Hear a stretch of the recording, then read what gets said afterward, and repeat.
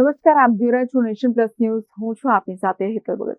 સમગ્ર વિશ્વમાં ભારતની આતંકવાદ પરત્વેની ઝીરો ટોલરન્સ નીતિનો સુપેરે પ્રચાર પ્રસાર થાય એ માટે કેન્દ્ર સરકાર દ્વારા સર્વપક્ષીય સાંસદોની વિવિધ ટીમોને વિશ્વના ખૂણે ખૂણે મોકલીને ઓપરેશન સિંદૂર અને પાકિસ્તાનની આતંકપરસ્ત નીતિનો પર્દાફાશ કરાઈ રહ્યો છે. ઓપરેશન સિંદૂર અંતર્ગત ગ્લોબલ આઉટરીચ મિશનના સર્વપક્ષીય સંસદીય પ્રતિનિધિ મંડળમાં વડોદરાના યુવા સાંસદ ડોક્ટર હેમાંગ જોશીનો પણ સમાવેશ કરાયો છે. જે ટીમ સાંસદ સંજય કુમાર ઝાના નેતૃત્વ હેઠળ જાપાન તથા દક્ષિણ પૂર્વીય દેશોની મુલાકાત કરી રહી છે. આ બહુપક્ષીય સંસદીય પ્રતિનિધિ મંડળની સિંગાપુર ખાતેની મુલાકાત ખૂબ મહત્વપૂર્ણ રહી હતી, કારણ કે આ આઉટરીચ મિશનનો મુખ્ય હેતુ આસપાસના દેશો સાથે આતંકવાદ સામે ભારતના સંકલ્પને વેચવાનો અને ઓપરેશન સિંદૂર તેમજ આતંકવાદ વિરોધી નવી રણનીતિની વિગતો રજૂ કરવાનો હતો.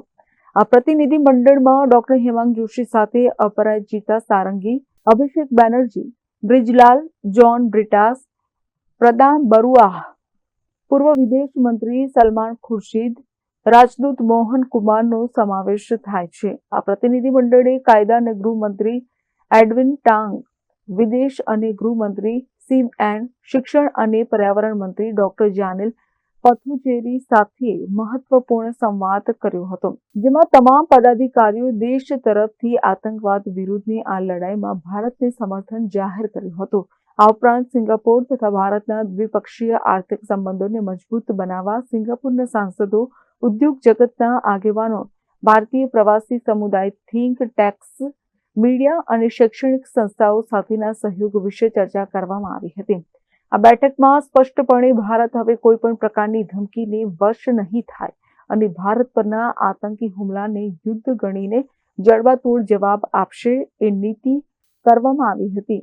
સિંગાપોર મુલાકાત પૂર્વે પ્રતિનિધિ મંડળે જાપાન અને દક્ષિણ કોરિયાની મુલાકાત લીધી હતી અને હવે તેઓ ઇન્ડોનેશિયા અને મલેશિયા તરફ જવા રવાના થશે, એમ સિંગાપોરથી વડોદરાના સાંસદ ડોક્ટર હેમાંગ જોશીએ જણાવ્યું હતું.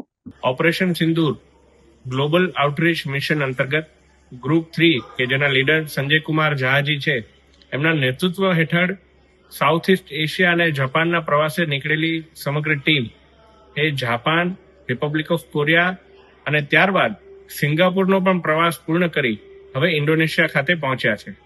સિંગાપોરની અંદર ખૂબ જ સકારાત્મક રીતે સમગ્ર ડેલિગેશનની તમામ બેઠકો રહી, સંવાદ રહ્યો અને સિંગાપોરના માનનીય વિદેશ મંત્રી, સિંગાપોરના ગૃહમંત્રી, સિંગાપોરના કાયદા મંત્રી, સિંગાપોરના તમામ થિંક ટેન્ક્સ અને counter terrorism agencies, સિંગાપોરના Indian diaspora, આ તમામ સાથે બેઠક કરી અને કયા પ્રકારે દુશ્મન દેશ દ્વારા, પાકિસ્તાન દ્વારા જે આતંકવાદને વધારેમાં વધારે પ્રોત્સાહન આપી અને ભારતને નુકસાન કરવાનું જે કાવતરું ચાલી રહ્યું છે અને એના જવાબમાં જે ઓપરેશન સિંદૂર કરવામાં આવ્યું છે એ બાબતે વિસ્તૃતપણે ચર્ચા પણ કરી છે.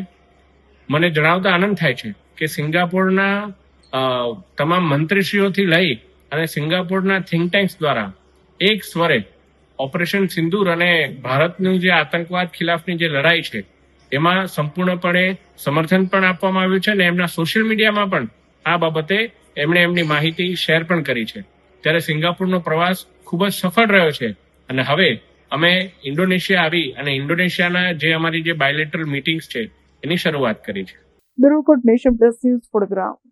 સમાચારોના સતત અપડેટ મેળવવા માટે અમારી નેશન પ્લસ ન્યૂઝની યુટ્યુબ ચેનલને સબસ્ક્રાઇબ કરો, બેલ આઇકન દબાવો અને જોડાયેલા રહો ફેસબુક, ઇન્સ્ટાગ્રામ અને ટ્વિટર પર.